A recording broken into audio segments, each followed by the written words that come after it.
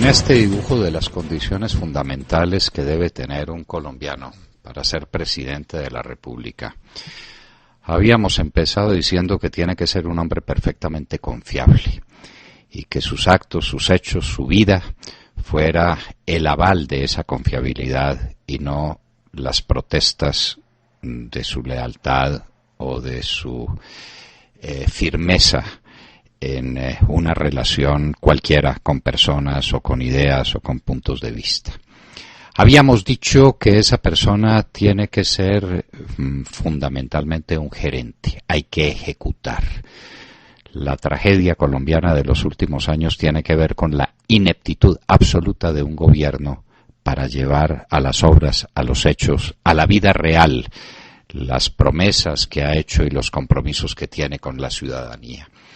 Recursos gigantescos del país se han perdido precisamente por la falta de un espíritu y de una capacidad gerencial. Un candidato tiene que ser un gerente probado. Un gerente es una persona que ha tenido responsabilidades de ejecución y que las ha demostrado con los balances en la mano. Pero además, esa persona tiene que ser consumado economista. Aquí estamos viviendo una crisis. Queridos oyentes, por si a alguno le queda duda, usted se queja de su situación, usted tiene dudas sobre el futuro, no es un problema suyo, es un problema del entorno en el que estamos viviendo.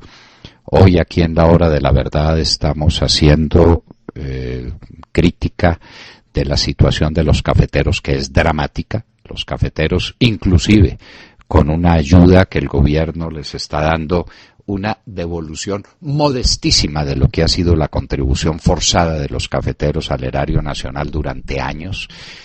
Y decíamos que ahí hay una crisis pavorosa, una crisis gigantesca. Problema de una mala gerencia, de una mala macroeconomía. Hemos engordado al Estado y hemos empobrecido la actividad privada en Colombia con resultados catastróficos para el empleo, para la calidad de vida, para el porvenir de este país.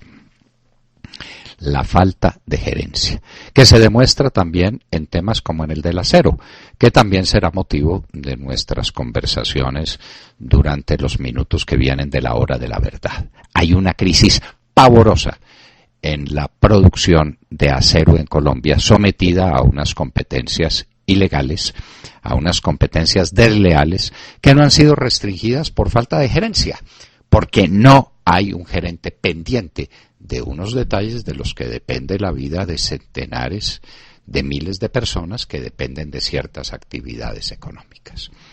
Hoy tenemos que enfrentar otro tema fundamental en el que hay que parar mientes cuando se vaya a tomar una decisión, y es en la comunicación que la persona que va a ser presidente de la República pueda tener con un pueblo. El presidente es el número uno del pueblo, es su líder, es su conductor, es el hombre que tiene que pertenecer al pueblo y que pueda comunicarse con él para escucharlo, para oír sus quejas, para conocer sus necesidades y para darle a conocer también cuáles son las medidas que se están tomando para aliviar su aflictiva condición cuando ella es así, o para estimularlo cuando necesita estímulo, para gobernarlo cuando necesita gobierno en cualquier sentido que sea. Un presidente de la República que tiene que ir escondido a los partidos de la Selección Colombia, o que cuando va a enfrentar una tragedia como la tragedia de Tumaco se tiene que quedar encerrado en la infantería de Marina para que lo protejan porque no es capaz de hablar con la población, es un presidente que está traicionando el primero y el más sagrado de sus deberes, el de comunicarse con la gente, el de escucharla y el de transmitirle la voz del gobierno, que es además el representante de la soberanía nacional, el representante de los altos intereses de la nación, como lo dice la Constitución colombiana. Un presidente tiene que saber comunicarse con el pueblo. El pueblo, que es un todo integral, desde la gente más encumbrada, desde la gente más poderosa, desde la gente más significativa hasta la gente más humilde. Por pueblo no entendemos nosotros la visión oligárquica que algunos tienen del pueblo, ni la visión populachera y también exclusivista que se estila en los cánones marxistas. Pueblo somos todos. Hay textos muy bien elaborados sobre la urbanidad en los grandes salones. Eso se puede aprender. Dónde se pone el vino blanco y dónde el vino tinto y en cuáles ocasiones, cómo se sirve la champaña, cómo se pone un frac bien puesto. Hay gente que no se sabe poner un frac, pero se puede aprender. Hay lecciones para eso. Hay textos de alta etiqueta que se pueden consultar con provecho. Eso no tiene problema.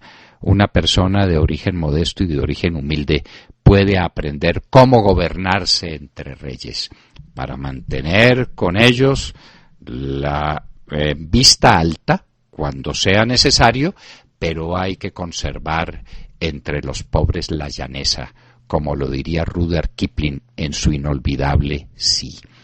Esto último sí no se aprende. Yo no conozco ningún tratado que se haya escrito sobre cómo entrar en relación con la gente modesta, con la gente humilde, con quienes constituyen la inmensa masa de la población. Cómo relacionarse con los jóvenes que apenas están abriendo los ojos ante el mundo.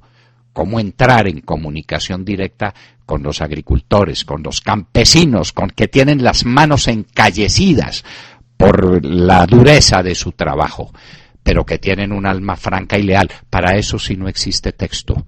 Para eso no hay urbanidad de Carreño, ni hay texto de etiqueta que sirva. Eso se aprende con la vida. Eso se aprende con su origen o se aprende con el contacto que se ha tenido a lo largo de los años con el pueblo. Por Dios, pensemos en la comunicación con la gente. Y no cabe ninguna duda. Estamos haciendo referencia a ese monstruo de la comunicación que ha sido y que es Álvaro Uribe Vélez. ¿Cómo puede llegar con los más abandonados, con los más pobres, con los más humildes en esos consejos comunales, a compartir con ellos sus amarguras, a estar presente en sus desventuras, pero también en sus ilusiones, para conocer y comprender las inmensas reservas espirituales que hay en la gente humilde?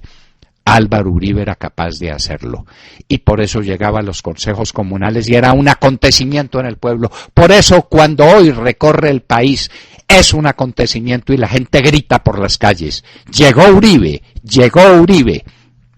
porque saben que es un hombre abierto, franco, porque viene del pueblo. Eso no lo aprendió en ningún tratado de etiqueta, porque allá por los lados del sureste antioqueño donde está su cuna, esa es una fuente de vida campesina, de vida auténtica, del pueblo real. Ahí se educó, ahí se hizo, ahí se formó, y por eso tiene esa capacidad de comunicación. Y por eso, cuando asistía a los grandes eventos, tenía que enfrentar a los más populares, a los movimientos de las grandes masas. Ahí estaba con ellos, inclusive en algunas ocasiones soportando insultos, pero sabía cómo enfrentarlos, porque sabía de dónde venían esos reclamos y cuál era su magnitud y su autenticidad. Álvaro Uribe Vélez era un gran comunicador, además de un grande orador, de un grande expositor. Es un hombre que le llega a la gente porque es parte de la gente. Nuestro presidente actual tiene que pasar desapercibido en los partidos de fútbol, pero también en las protestas populares, y se tiene que meter entre un batallón para que lo protejan. Y ahí tenemos los resultados. Un país en efervescencia, un país dislocado, un país que no encuentra su norte. Por Dios, no nos equivoquemos. Preguntémosle a un candidato a la presidencia de la República de dónde viene, qué contacto tiene auténtico y real con la gente, qué capacidad de comunicación, qué capacidad de convicción, de llevar convicciones a la gente para liderarla, para ser su emblema, para ser su símbolo y para ser quien reciba todo el flujo gigantesco de las angustias populares y lo transforme en energía positiva. No nos equivoquemos. Frente a este estilo lejano y distante de un hombre que puede saber toda la etiqueta del mundo, pero que no es capaz de conectarse con el pueblo, con la inmensa mayoría de los colombianos, tengamos un presidente auténtico, un presidente genuino, un líder con la palabra, un líder con la expresión, a quien no le quede mal ni la mulera, ni el sombrero aguadeño, ni el carriel, sino que lo lleve con orgullo, que le siente bien. Este es un país donde la inmensa mayoría de la población es la de un pueblo ingenuo tal vez, inocente tal vez, pero auténtico en la medida en que se expresa como se tiene que expresar. Alguien tiene que saber oírlo y alguien lo tiene que conducir. No nos equivoquemos, por Dios. Elijamos el presidente que corresponde y preguntémosle sus credenciales sobre cómo se comunica con la gente del común, con la gente humilde y modesta. Para lo demás, insistimos, existen tratados de etiqueta que son de muy fácil consulta y muy sencillos de aprender. No nos preocupemos porque el presidente se ponga mal un frac o bien un frac. Preocupémonos si no sabe llevar adecuadamente una ruana y un sombrero aguadeño. Acaban de escuchar el editorial del doctor Fernando Londoño en La Hora de la Verdad en Radio Red a las 7 de la mañana, 19 minutos.